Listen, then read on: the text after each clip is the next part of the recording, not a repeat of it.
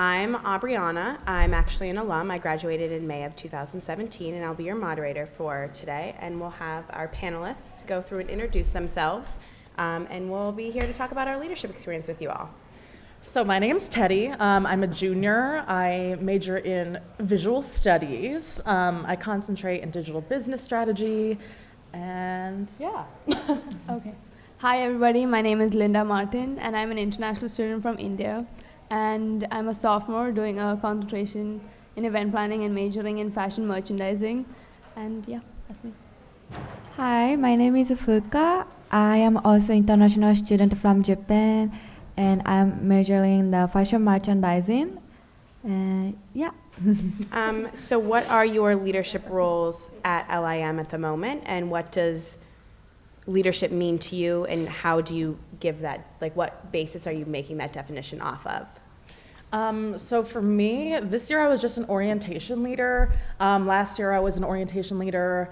I did first year experience, and I was a career peer.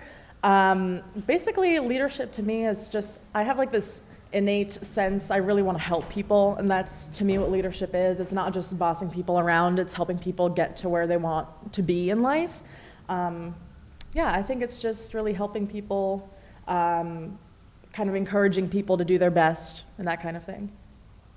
So I'm a co-leader of the Global Students Club this semester at LIM, and to me leadership, it means being able to guide people towards something they want to achieve, and it's all about helping people and motivating them to achieve whatever they want to and just being there for them the whole time. And that depends on what type of a person you are and what type of person you want to be. If you really like helping people, that's a really good quality for a leader.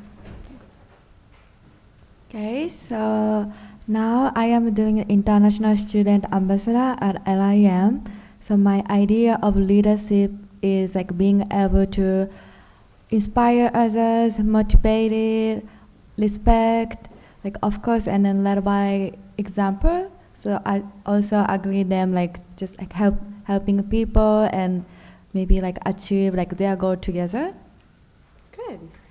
What parts of your identity influence your leadership role, and how? So we'll start with Teddy, and we'll go to Linda as well. Okay, for me, I feel like my identity was kind of crucial to wanting to help people.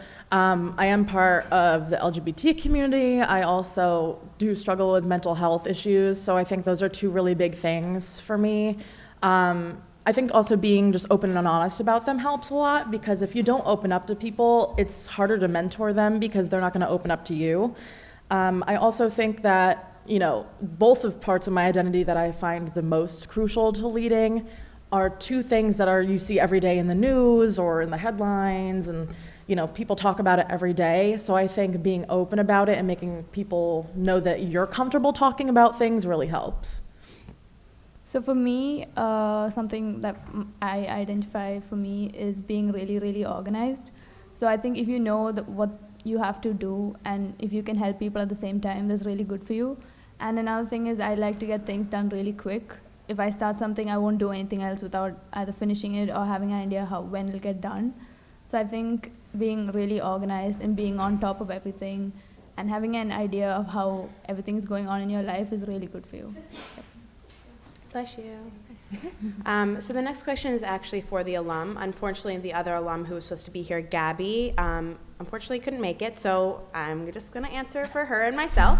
The question is, how has your student leadership experience influenced your career experience so far? I've been in my job for 2 years, which graduating in 17 and saying you've been somewhere for 2 years is like, what happened?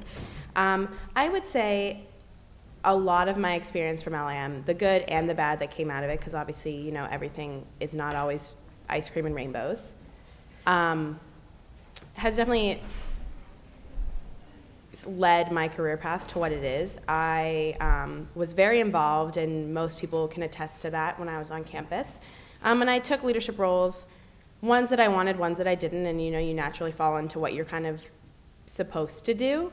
And that's kind of how I landed my career path. I started at LIM wanting to do something completely different, and I came to the realization that I wanted to work in events, and that's what I do now. And the leadership experiences that I gained through LIM working with people, helping them become organized. I was an FYE mentor, so guiding students through their LIM experience and wanting the best for them, and sharing how I did mine, but obviously everyone is to their own. I get to do that in my job. I have creative outlets. I can help them be organized. Clients also, my coworkers and our interns and things like that. So I think it's just what you're meant to do is it kind of leads you into where you end up in life. How do you include or talk about your extracurricular activity roles when you're applying for jobs and internships during an interview? I can answer this, but I would like to have students show their experience with that as well. I know for me, it's definitely much easier to put it on a resume because it's kind of there for them to see and they can ask you about it after, if there's any specific experiences with it. The only really thing I've come across during interviewing is if they ask me, if I have any special skills and things like that pertain to a job. Like, obviously, if they're like, have you ever taken on a leadership role or have you done public speaking? Like, especially now, because I'm on this panel, I can be like, yeah, I did a panel for my school, and it was just about student leadership, and I can tell them about the experiences that I've had during the peer mentor program and things like that. So it's just a really good, I think, conversation piece, especially when they're asking you about skills, like soft skills especially, that aren't exactly on your resume. I think that one thing you always have to remember is that whatever you're doing right now, be it in class or even a club, anything that you're doing will definitely be helpful for the next job that you're going. I'm pretty sure something that you're doing right now will be helpful for the next job. So just remember, whatever you do, put it on your resume and definitely be good for you. Yeah, as I say, so I can put my resume about leadership roles, like an international student ambassador, and I can share my experiences. Maybe it could be kind of more behavioral questions. Maybe I can talk about okay, I developed communication skill, drawing student ambassador, and maybe and I can just share experience in the LIM. From an alumni perspective, when I was obviously looking for jobs, it's something that put me ahead, I guess, but also being the person on the opposite side of the table now and seeing, LIM obviously has I don't want to say burn it into your brain, but critiqued you to know how to do a resume. Your friends probably are like, can you help me? Can you, what's the wording? What's this, and this? They have given you those skills, and putting your experiences on them, whether it's an internship, whether it's a leadership role, whether you're in a club or organization, or if you do something at home, whether it's at a church or Boys and Girls Club or something like that, those experiences are leadership skills and soft skills, like Teddy was saying, that it's not, I'm proficient in Microsoft Word, I'm, great at professional communication or something of that nature. These are the skills that when you're working with people and being social are the ones that are the most necessary. So having it on both, I was able to talk about my experiences being in the Student Leadership Council and working on campus and how I gained those experiences through that when I was interviewing, but obviously sitting on the opposite side of the table, I can talk to interviewees and other potential employees and kind of know how they're reacting and what soft skills they may have as well. To our students, obviously they have many of things going on, as all do you guys. I mean, I do too, working, but I understand being a student and having other things. How did you, or do you balance your leadership roles with your other responsibilities on campus and at home? For me, this year, I'm actually doing my year basically from home, so I'm doing mostly online classes. I'm here once a week for a studio class. I mostly did it just to save money, but something that I've learned is, because I have 2 part-time jobs as well, so it's going to sound cheesy, and I feel like everyone says this, but definitely buy a planner, and I'm totally crazy about writing everything down. Everything is color-coded, every class is color-coded, that kind of thing, just to make sure that I have my own stuff together. Because it's even if you are working a lot, school should be your first priority. I don't mean to say that you should just blow off work or anything. It's just, you're here for a reason, you're here to learn, you're here to gain experience for your future careers, and that's really important. So I think balancing, having 2 jobs and trying to do my online work, I wouldn't be able to do it if I didn't literally like plan out when I was going to do assignments for certain classes. Yeah, I think that's just a major help, is really getting time management down. So last year when I moved away from home, everything that on my mind was missing everything at home. So I thought, okay, let me get to something, let me start doing something. So I thought, okay, I need to find a job. So last semester I took on a job at the library archives on the 14th floor. So that's what I do on Fridays. And this semester I have my retail internship at a bridal boutique. So that's on Fridays and Saturdays. So this semester I'm doing both of that and being a leader of the Global Students Club. So it's all about managing your time and taking your classes when you want it, at the same time looking at when you're free to be able to work. So it's like Teddy said, prioritizing what you think is more important. So first school, then work, and then anything else that interests you, just find time to keep yourself happy. Yeah, like, so now I am doing my little internship and also full-time student, and having my position at the International Student Ambassadors. It's also important to like time management wisely, because like, yeah, as they say, like I'm always trying to make like what's priority to do like first, like okay, like what should I do? And yeah, then of course if you buy the planner, it's more easy to organize your task. And yeah, and I'm always like setting goals, and when I achieve the goals, I always figure out new goals, and also like don't forget about like treat myself, and it's more like makes me happy and motivate to get more like new goals. And just from an outside perspective, now that I'm fully working, when I was in school, weirdly thinking about it, I think managing my time in school was a lot easier than managing it now. I did have a planner, so I know it's the most cliche thing that probably everybody has told you, whether it was your FYE class or an alum who's come to speak to you, is like time management, time management, time management. And it's something you're always going to keep learning. Whether like you may get it down by senior year because you're in school and it's kind of the same routine semester after semester. When you get to the work field, your job could be, you could have a 9-to-5 job. You could also have like, you don't know when you're going to get out, or you don't know what time you have to be there in the morning. Like you have those. So you are always learning on the time management side. So I think for me, I've always had to just keep learning time management over and over and over again. Like once you get a set routine, it could be something else if you change a job, if you move, if something happens, like you're always going to have to set yourself in that routine until it changes.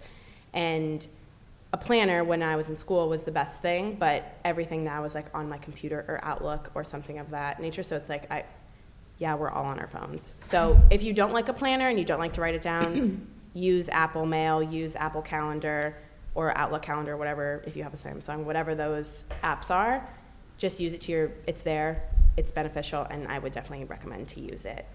To that point, what has been your most challenging part of your leadership role?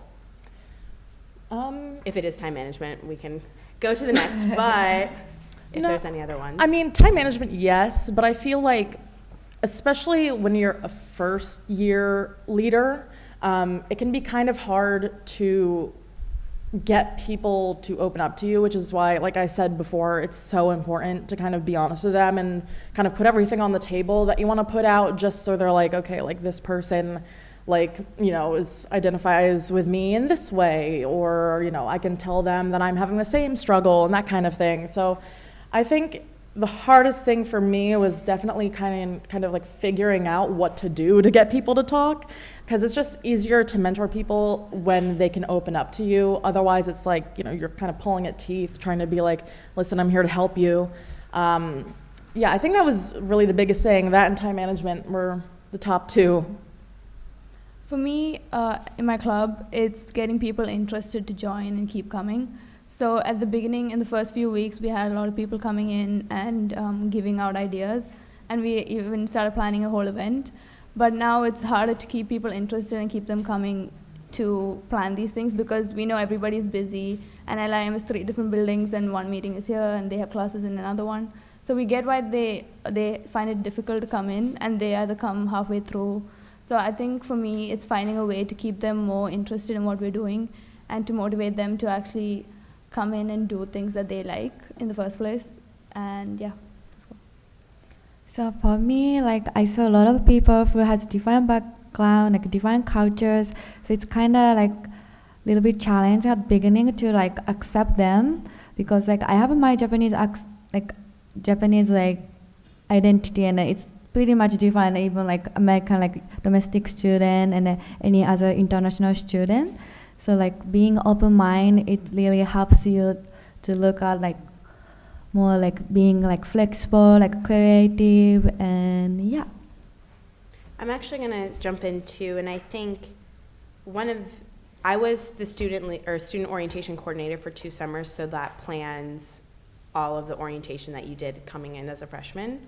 And taking on that role was obviously super beneficial to me going forward in my career and into the job that I do now. But I think it's also in that standpoint too, which may, for people as OLs and FYU mentors, I was a student, but I technically was their boss, and I was their friends, and I was a mentor and they were my mentee, but I was also their supervisor, so it's kind of playing the role of boss but friends, but all of that. And it actually has portrayed into where I work now, because one of our interns was one of my mentors here at LIM. She's doing her co-op with us, so we were friends through the mentor program, and now she is working for me, so kind of playing that role of I'm your supervisor, but you're my friend and my other student, peer, and all of that kind of stuff. So that was always a balancing act. It all worked out. We all had a great time. Orientation went on, and so did the year. And you guys can all say this too, is being a student mentor became my LIM family. So having them as like that core group of people that I had always to go to, but you always play that balance role of being supervisor versus their friend, and like what's the issue at hand to solve. So that would probably be my biggest challenge, is when I got into that leadership role of being my other peers' boss, quote unquote.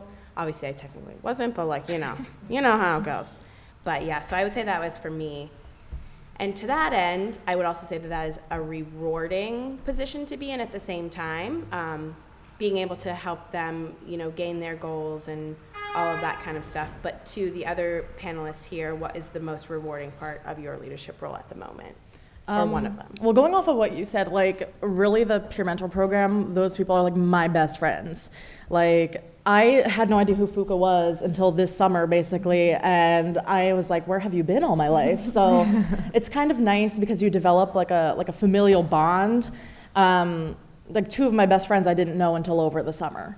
So it's just something that's really nice, because you get those people that have been through the same experiences as you. You go through the same training, and you do the peer mentor retreat together, so you're together for all day for 3 days, and by the end you want to murder each other, but you still love each other, you know what I mean?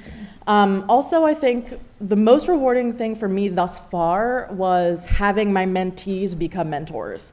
3 of my mentees from my first orientation group are now mentors, and 1 from my first year experience class became a mentor. And for them to come up to me and be like, you're the reason I wanted to do this.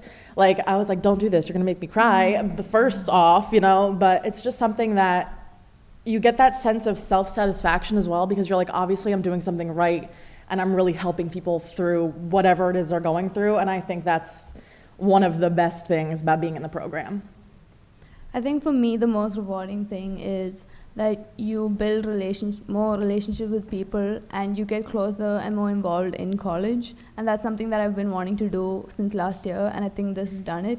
And another thing is the end product of what you're doing. So for my club, we're planning the event, and I think it's gonna be a good one when we do it.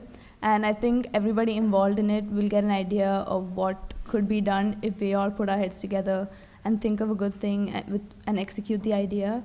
And I think that's one of the best things of being part of something.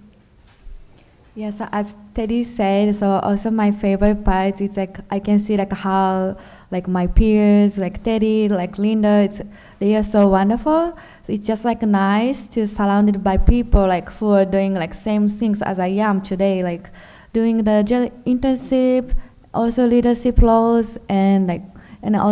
working working and studying at LIM. So it's just nice to like surrounded by people. It's and they are also motivate me. Yeah.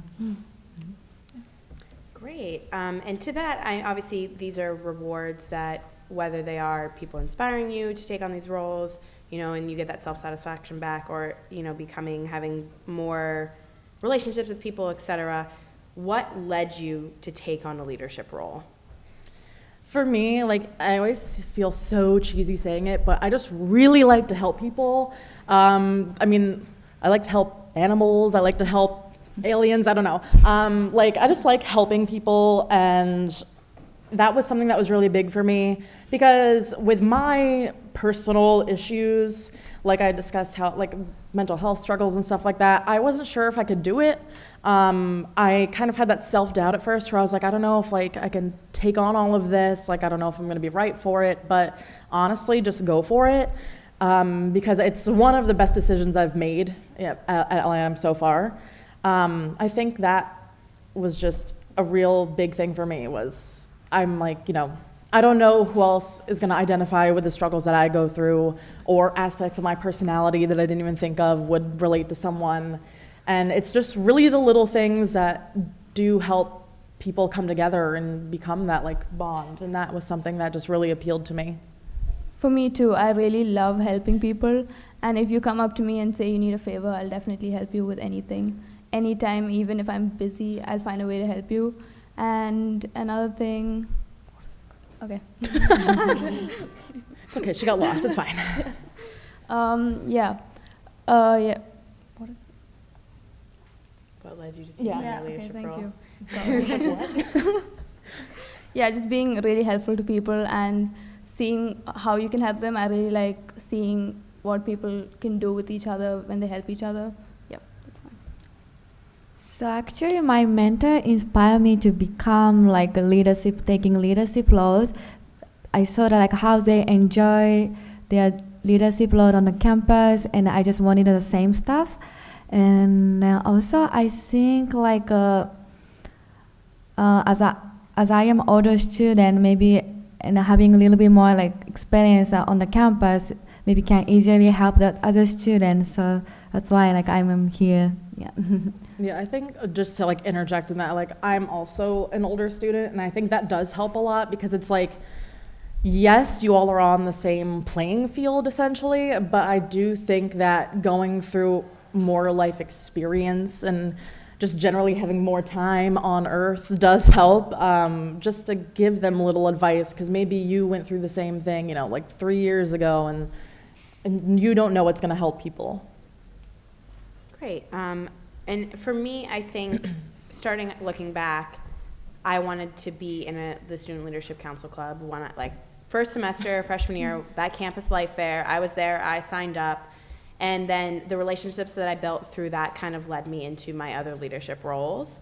But also, like as Teddy was saying earlier, is if you want it, go for it. Like if you're passionate about it, just do it. Like if you're not the oldest person in the room, or you know, you don't think you have no experience, if you're passionate about it, just go for it and do it, and you'll exceed your own expectations. And to that, what advice do you guys have for students considering a leadership role on campus? I mean, aside from the just go for it, just, you know, apply. I think, I don't know, the biggest advice I think I have for people that are debating it is you really have to look at why you're doing it, because I feel like there are people that kind of just do it for the wrong reasons. I know, you know, when Fuka was saying how her, you know, like mentors were the reason she became a mentor, some people that are mentors now have had really bad experiences with other mentors, and so that's why they wanted to become a mentor, so they could, you know, save someone from having a horrible experience like they did. And it's unfortunate that it happens, but it does. I just think that, you know, if you really want to get involved on campus in any way, because this will open a bunch of doors for you as well, like just even getting to know people like Taloki, like getting to know him and getting to know like Nilu and all of them. It's very rewarding, because it's like you build that trust with staff as well, so it's like they can trust you with more tasks and more projects and things like that. So it's really, if you want to get involved, if you want to develop leadership roles, like if you're looking to be in a leadership position when you graduate, it's a good way to start. Yeah, that's the same thing. So many of my seniors or guest speakers that I've had in my classes, they always said the one thing they regret was not being more involved on campus. So I think if you have a chance and if you have even the slightest interest, I think you should go for it, whatever it is, because there's only good coming out of it, and it'll really help you along the way.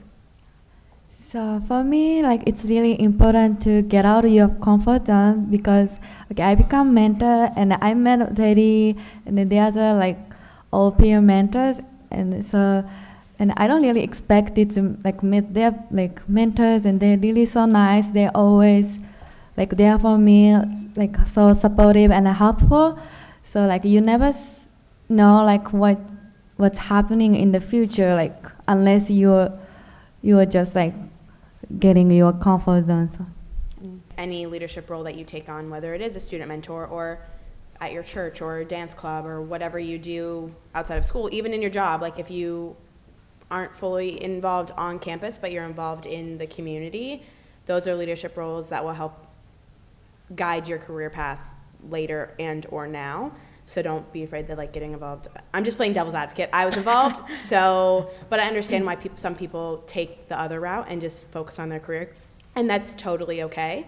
But any job, organization that you're involved in is going to give you leadership skills that will help you in the future.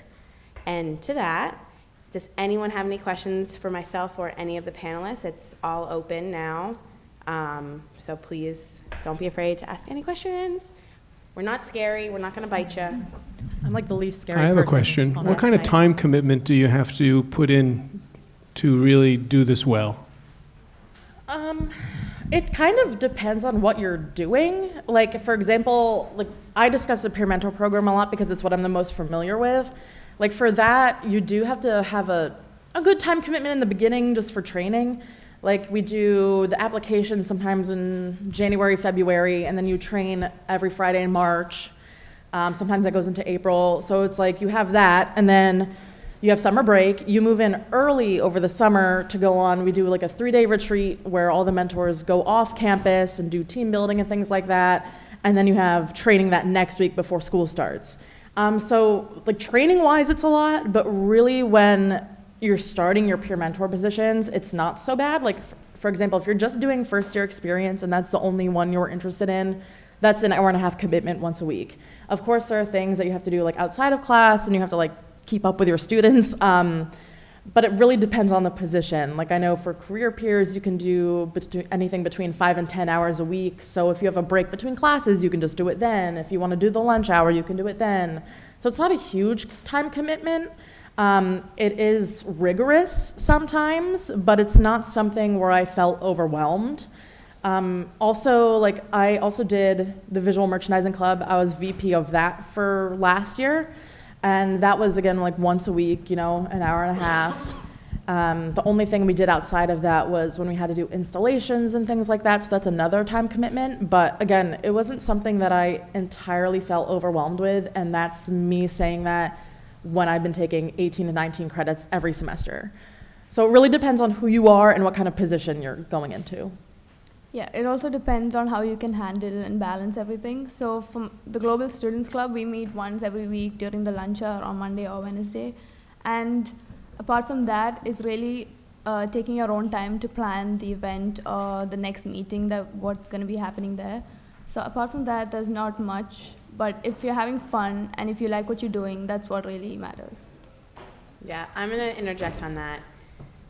To her point, if you're passionate about it, the time doesn't matter. But it is also okay to go to your supervisor on campus for your club or whatever and say, I have a big test tomorrow, like I can't be here, I have to study. Like you are here for school, but obviously if you're passionate about it, the time that you take for your other clubs and organizations, it falls into place because you're making it a priority along with your schooling, if that makes sense. Yeah, Does that make sense to all of you guys out there? Okay. I think good. in addition to that, like, even if you do commit to a club or like a mentor position, it's okay to tell your supervisor to be like, listen, I just have a lot going on right now. I can't commit to this week. Like I had to do that for Visual Merchandising Club. Like last semester, I just had so much going on at once, and I was like, listen, like I need to step back for a second, and that's when I decided that I was gonna do my like year from home this year. And it's like, yeah, it sucks that you have to give it up, because if you really enjoy it, it's like a kind of piece of you that you miss. But at the same time, like you and your well-being comes first. So if you start to get really stressed out and feel overwhelmed with how much you're doing, it's okay to tell people, look, I need to step back. Questions? Anybody else? Don't be afraid. What else do you guys want to know? It could be It doesn't anything. have to be about leadership roles. It can be about anything. It could be like, how's your day? What's your favorite color? I don't know. We can all hope, you know. I'd be keeping those for myself. Don't be afraid. There has to be something. So, how do you talk about your leadership role on a job interview? Didn't we kind of already answer that question? To Loki. I'm asking, like, how do you talk about it in Oh. a way that Well, Like, how do I literally talk about it? yeah. Like, wait. I mean, I can talk about it from my perspective, but I'm technically an Yeah, you're like- interviewer, Yeah. not an interviewee. I feel like that's cheating. So I'll let that go to them. Do you? I insist. Okay, I'll go. I mean, for me, like I said before, it's kind of when you're talking about what kind of skills you can bring to the table. Like, I feel like a lot of times it comes out of the, what was the most difficult experience you had with, like a boss or something like that, where you kind of have to go into a specific situation. And I feel like those are very hard. So, yeah, that's the only way I usually talk about it during an interview, is if they ask what kind of skills I can bring to the table, like challenging experiences and like things that I thought were rewarding. Those are the top three, I think, that you can relate back to things like this, like leadership. I think if you look at the job description or something like that, and when they say what do we have to know about you or what should we know about you, I think you can tie your skills into the job description and explain why you'll be good for the job. I think that'll really help. Actually, go ahead. Maybe go ahead. Oh, okay. I was going to say a little EECM tip I learned during my career peer era. If you look at a job description and you're on an interview, use the words that they use in the job description. Like if they use a certain verb or something, like start with that. Be like, well, I don't know. Assisted with Assisted it or this, whatever. not like that. But like if they use something really don't know, that's specific, what I Yeah, like collaborated. that was a stuff good like one. that. She's better than I am, obviously. But yeah, if they use specific wording for tasks, definitely try to like regurgitate that to them. I think it's really dependent on the maybe like brand or company, what are you applying? Maybe because like each company looking like the people who has like maybe like defined like skills, like if you applying maybe sales associate, maybe they need a maybe communication skills, like good customer service, but like any like marketing or as a PR department might be looking for like someone who really good at math or maybe like research, like analyzing skills or like some Excel. So maybe you have to be more like flexible. What are you applying? I'll kind of speak to mine. Obviously, I'm employed, so I'm not obviously really going on interviews at the moment. But when I was searching and taking interviews for my co-op and for obviously full-time positions, one, it's also, as LIM has molded us into resume connoisseurs, it's like on your resume, you have to explain your position in those leadership roles, how you want them to be perceived. So it is about wording and using those verbs, not necessarily what's in the job description that the employer has, but how you want your position and your leadership role to be perceived to that employer. So it doesn't have to be their wording, it can be your own wording, but when I was, for student orientation coordinator, like I talked about all of the outreach that I did, because I did outreach with a lot of nonprofits and volunteer work and things like that. So you talk about those things and how you are, I'm going to call it tech savvy, but we all are tech savvy because that's the society we live in. But, those kind of professional communication pieces that you may not think of, but when you portray them in a way, it gives you an advantage in that interview, no matter what your job is, or your leadership role here on LIM. Madison. Hey, I think Ob's pretty much transitioned into my question. I don't know if it was asked or answered or not, but how has your leadership roles, whether it be in clubs or mentor positions, expanded your interest in other fields of the industry? As soon as you said it, I was like, I have an answer. So I always tell people, because, you always go to like family things and like, what do you want to do with your life? And I'm kind of just like, I don't know, but in a good way. Because I came into the school having one idea of what I wanted to do. And then, I started the mentor position and I started doing things on campus and I started like talking more to my professors. And it's like, they can open so many doors for you. Like, I feel like you hear that all the time, but it's so true. Like, especially, don't be afraid to talk to your professors, and if you try in class, they'll already kind of like you, so it's like, if you kind of put in that extra step, it's definitely a big bonus for you, because they've all worked in the industry in some form or another, whether it be fashion or entertainment or something, so you never know, one, who you're going to meet, two, who's going to be useful to you, and three, just like, who can open up, like, doors for you. Like, I know that for me, coming in, like all first semester, I was like, I want to do this, and that's it. And now I'm like, wow, there's so many things that I want to try before I decide and like kind of pigeonhole myself into one career. So I think it's so vital to really talk to your professors, talk to staff, like get involved in general. It's really, really beneficial. So for me, I'm really interested in event planning.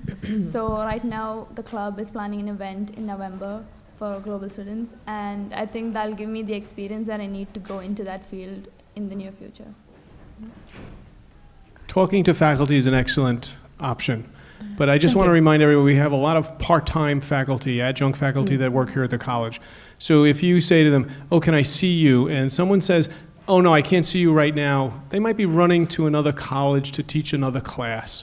So take the time to send them a nice email saying, listen, I'd rather really spend some time with you. When would you be available to be able to sit down and talk with me, as opposed to the hit and run and trying to catch them on the way out. So be mindful of that. And the full-time faculty, they have office hours. Visit them. Find out what their office hours are. Go and see them. They have to do 4 hours of office hours every week. So you could sit there for 4 hours and talk to them. Professor King would love to speak for 4 hours. Professor Loeb would, yes, Professor Luders, all those folks would love to sit there for 4 hours and talk to you.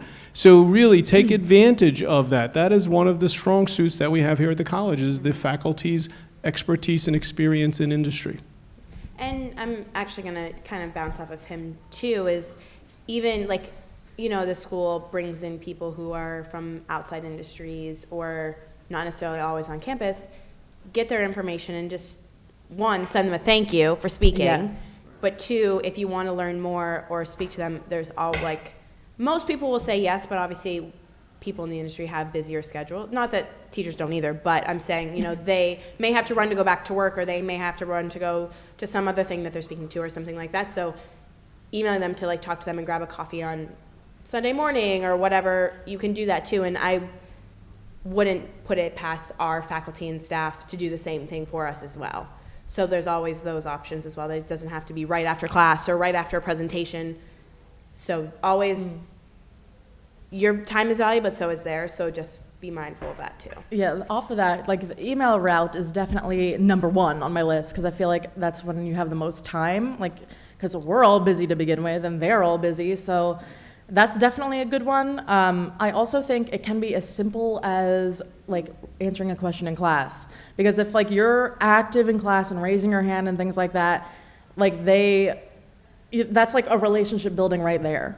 So it's if they know you just by you participating and being involved and that kind of thing, it really does help, especially when you email them later, they're gonna be like, oh, it's that person from that class. They'll know who you are. So that definitely, if something going up to a professor is too intimidating, just start by participating in class more. And I know we've kind of drifted from Madison's question, but I think in my experience, my leadership roles on campus kind of guided me to where I am now was I came to LIM wanting to do one thing. I did an internship in that part of the industry, and I still love it, but not like realistically where I needed to be like financially stable and all the other things that like we have to take into consideration being in New York and whatever else. But the things I did on campus led me to event planning, and I love it, and that's what I'm doing full time now. So, I was an SOC, and I worked in the institutional advancement department, which puts on a lot of the other events on campus. And I came to that realization senior year, like when I was looking for co-ops, what did I want to do with my life? Like it's okay to like not know until the 3 weeks before your deadline is due. And then you figure it out. Oh, we're just about out of time, actually. I'm sorry if you wanted No, to it's finish okay. your No, thought. totally fine. Okay, well, I think that was a great note to end on. Before we say goodbye, we have a few more minutes. I want to thank each of you for participating in our panel today. So thank you, Fuka. Thank you, Linda. Thank you, Teddy. Thank you, Aubriana. Thank you for sharing your insights and guidance for all of us here in this room.